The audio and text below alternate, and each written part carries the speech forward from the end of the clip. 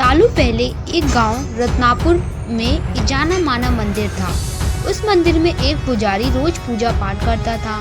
उस पुजारी के पास अपना एक हाथी था, जिसे वो अपने साथ रोज मंदिर लेकर जाता था। सभी गांव के लोग हाथी को बहुत पसंद करते थे।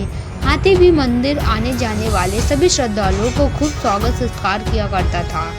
सुबह पूजा पाठ खत्म करने के बाद पुजारी अपने हाथी को नहलाने के लिए तालाब में लेकर जाता है। रोज हाथी तालाब में नहाने के बाद घर लौटता था। घर लौटते समय दर्जी के दुकान पर रुक जाता था। दर्जी भी रोज हाथी को प्यार से एक केला खाने के लिए दे देता था। हाथी केला खाने के बाद अपने सूंड से दर्जी को नमस्ते करके पुजारी जी के साथ घर चला जाता था। ये सब हाथी और पुजारी की रोजमर्रा की जिंदगी का एक हिस्सा था। एक दिन हाथी जब दर्जी की दुकान पर केला खाने के लिए रुका तो दर्जी को शरारत करने का दिल हुआ। उसने हाथी को केला देने के बाद अपने हाथों में सुई रख ली। जैसे ही हाथी ने उसे नमस्ते किया, दर्जी ने उसकी सूंड पर एक सुई चुभा दी। सुई चुभते ही हाथी जोर से चिंघाड़ने हुए कराहने लगा। दर्जी ने हाथी के दर्द का खूब मजाक उड़ाया और जोर जोर से हंसने लगा।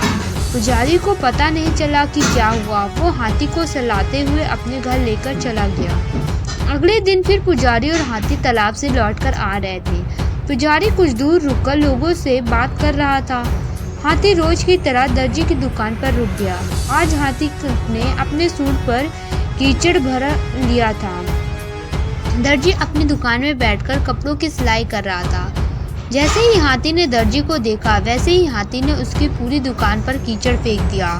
उस कीचड़ से दर्जी भीग गया, बल्कि पूरी दुकान भी सिले हुए कपड़े भी खराब हो गए। इस सब से दर्जी को समझ में आ गया कि मैंने कल जो किया था उसी का दंड हाथी आज मुझे दे रहा है। दर्जी को अपनी गलती का एहसास हुआ और वो हाथी के पास भागकर गया। उसने हाथी से माफी मांगी। उसने कहा, हे गजराज, आप बिल्कुल सही किया। मैंने जो कल किया था उसका नतीजा यही होना था। एक बार राजा के सारे हाथी बीमार पड़ने लगे, जिस कारण से राजा को बहुत चिंता हुई। उसने अपने राजवैद्य को बुलवाया। राजवैद्य जंगल की तरफ से राजा के यहाँ पहुँच रहा था। तभी अचानक उसे नींद आई तो वो एक पेड़ की छांव में देखकर लेट गया। तभी एक कौवे ने आके उसके ऊपर बीट कर दिया। राजवैद्य को बहुत गुस्सा आया। उसने कहा, मैं इसका बदला जरूर लूंगा।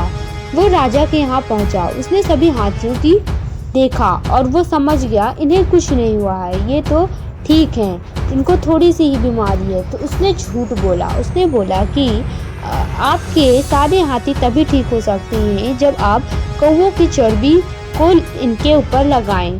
राजा ने उसकी बात मान ली। उसने अपने सारे सैनिकों को बोला कि जितने भी शहर देश में कौवे हैं उनको पकड़कर उनको मारकर उनकी चर्बी को हमें हाथियों पे लगाना है। ऐसा सब होता हुआ देख वो कौवे सारे अपने राजा के पास पहुंचे। जो उनका सरदार था कौवे का, वो वहाँ पे राजा के यहाँ गया। वो हाथ जोड़कर विनती करने लगा।